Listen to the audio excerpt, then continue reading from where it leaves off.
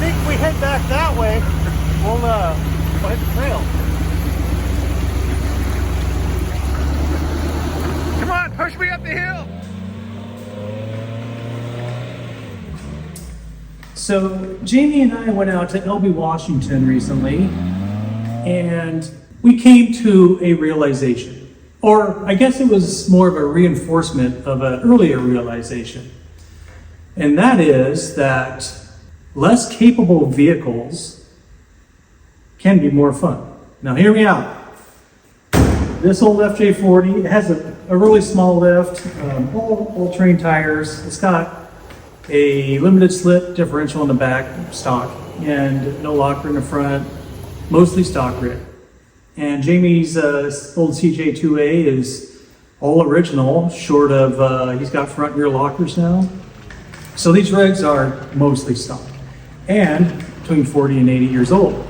Now, what makes that good? What makes that great in our perspective? Well, today we went out to Elbe, Washington, and we came across this little area that's probably smaller than my shop.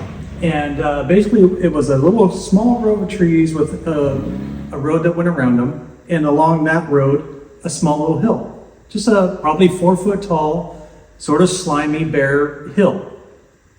And between that hill and that grove of trees, you had about 20 feet. And Jamie, being Jamie, an adventurer says he is, he's like, oh, look at the hill, I'm gonna climb it.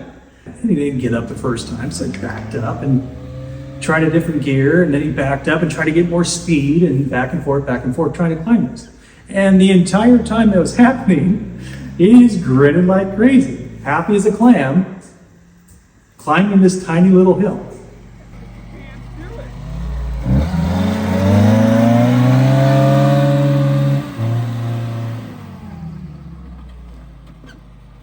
Your old Jeep just doesn't got it, man.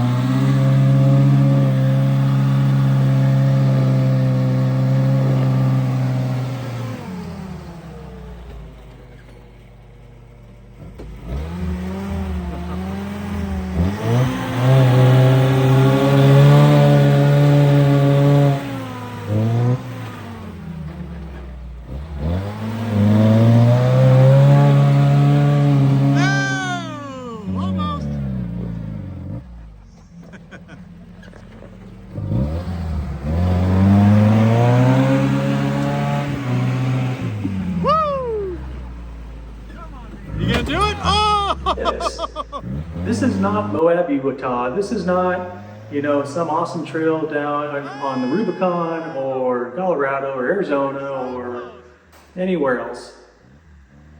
It's just this simple little hill in the middle of nowhere. All right. This is probably Land Cruiser only hill.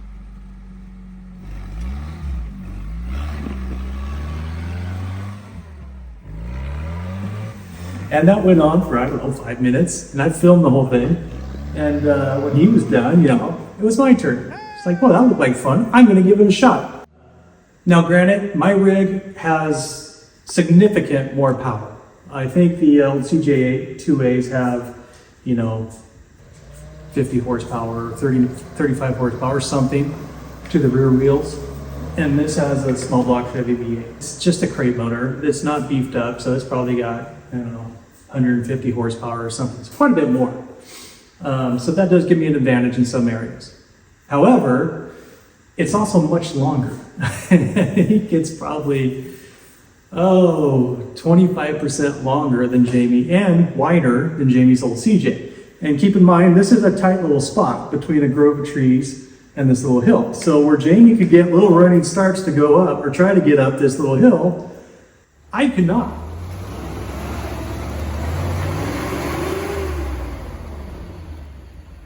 Okay, stop. Yeah.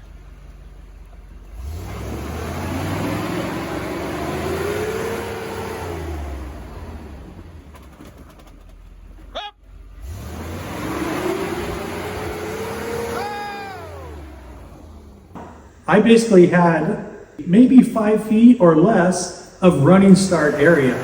So whatever I had as an advantage in power, I had a disadvantage in size. Whoa! But the point is, You don't necessarily need a very capable rig to have a lot of fun off-roading. Not to say that you can't have a lot of fun in a very capable rig, but the biggest difference we found is that when you have a mostly stock rig, like this old FJ40 or Jamie's old Willis CJ2a, everything's kind of challenging.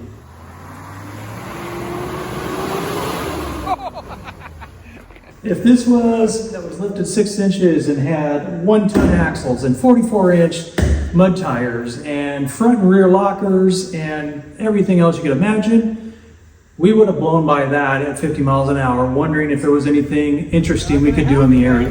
Oh, it probably will.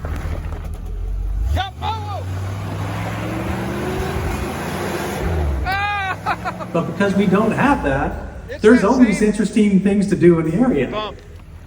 I need to spend $80,000 on a brand new Jeep. That's what I need to do. Jeep? You only have to spend $2,500.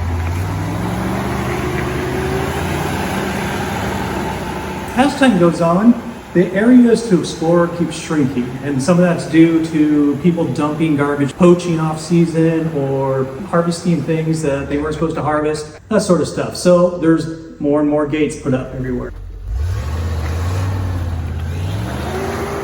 I enjoy going out in the woods and trying to get to some place I haven't been to, and then along the way finding fun ways to wheel. You know, I get most excited when there's something I come up to that I have to winch myself through. And that's possible because I can find that type of stuff not too far from home because my rig is not very capable. It's reliable, but it's not very capable. And same with JP's. It's an 18-hour drive from my house to Moab, Utah.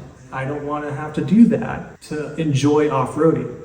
So, the solution for us is mostly stock rigs. And it's worked great. And this is a very good example of that. So before you buy your brand new $50,000 Jeep and then you sink another $50,000 into it, consider the fact that with a rig like that, it will be harder to find places nearby to use all that stuff you just spent all that money on. That's just something to think about.